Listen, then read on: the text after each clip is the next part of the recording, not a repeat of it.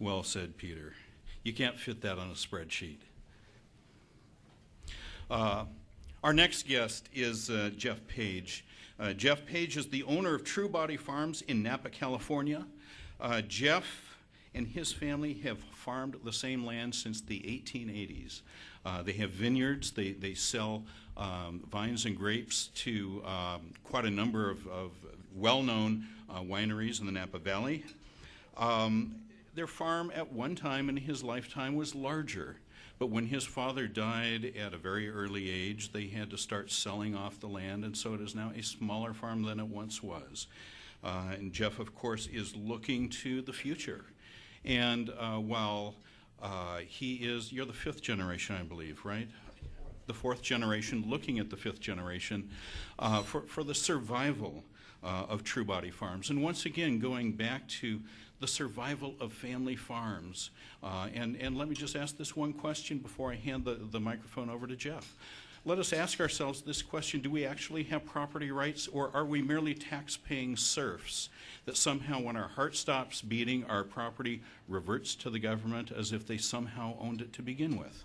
You know, I think that's a question that we need to contemplate. But Jeff, please come up and tell us the story of your family and your farm.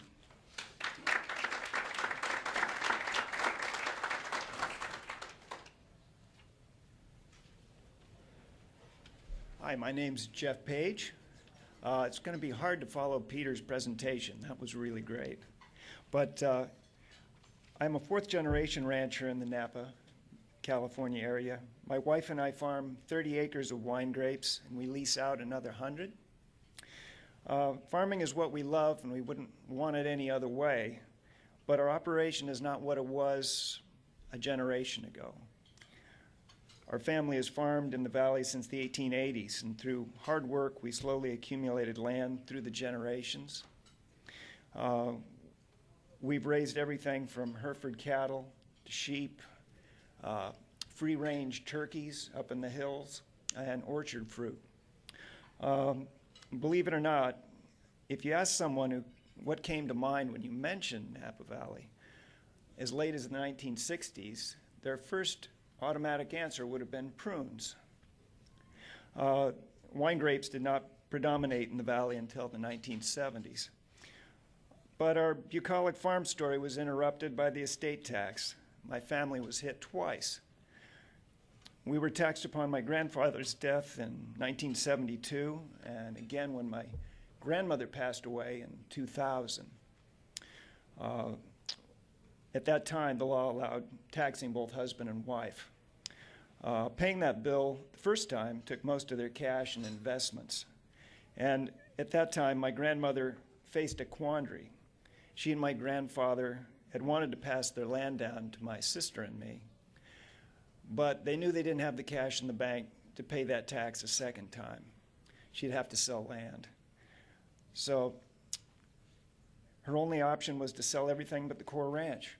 We sold our pasture lands, we sold the rentals we had, the hunting club properties went away, and the home ranch was leased out to lower the value of the estate.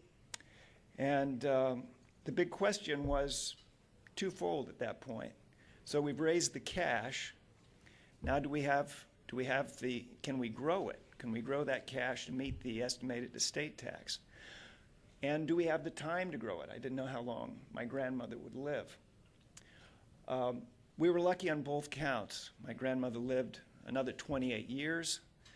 She got to live to enjoy her great-grandchildren, which was very nice. You know, when she passed away in 2000, you know, we were lucky. There was enough money to pay that tax, but it pretty much took all our cash. We paid the tax and moved on. And we knew we'd have to sell no more land. My wife and I were happy about that. We had a ranch that was productive. It had been a long haul, though. We'd shepherded family trusts along for 20 years, just kind of crossing our fingers that this was all going to work out. What it meant financially is we had $800,000 gone. And I could have expanded my operation with that. And I had just enough money to replant 30 acres of vines in a partnership. If we'd had $800,000 at my disposal, I could have invested in 100 acres that we owned. I could have just farmed it, the whole farm, 140 acres directly, bought new equipment, hired extra men. We estimate that we would have bought another tractor, all the equipment associated with that to cultivate and to prune and to hedge those vineyard rows. There have been another 5 permanent jobs created and another 5 semi-annual jobs available at the time of harvest for 130 acres, 140 acres total.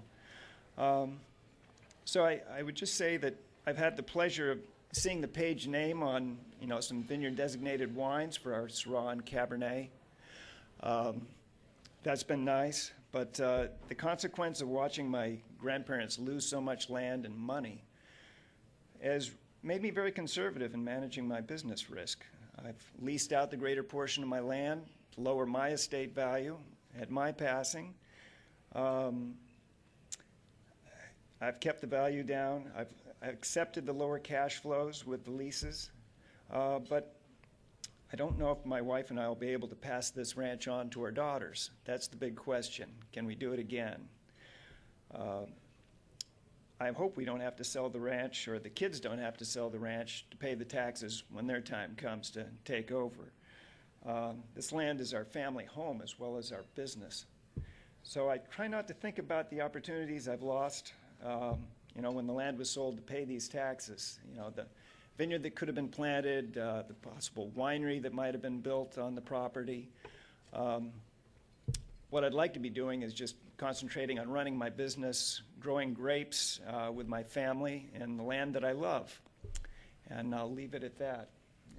Thanks very much.